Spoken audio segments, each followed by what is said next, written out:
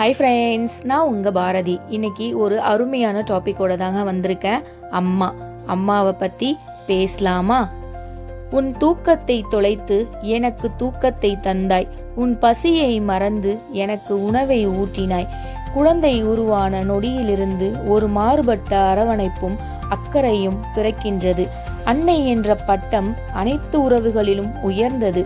தவழாத காலத்தில் தூக்கி அணைப்பதும், தவழும் காலத்தில் தானும் குழந்தையாய் தவழ்ந்து விளையாடுவதும், நடக்க பழகும் தருணத்தில் தாங்கி பிடித்து வழி நடத்துவதும், பள்ளி பருவத்தில் கற்றுக் கொடுத்து கனவுகளை விதைப்பதும், வளர்ந்த பிறகு அறிவுரையாக அன்பை சொல்லிக் கொடுப்பதும், நான் தடுமாறும் போதெல்லாம் தாங்கி பிடிப்பதும், நான் உயரும் போதெல்லாம் கைத்தட்டி மகிழ்வதும் அன்னையின் சிறப்புகள்.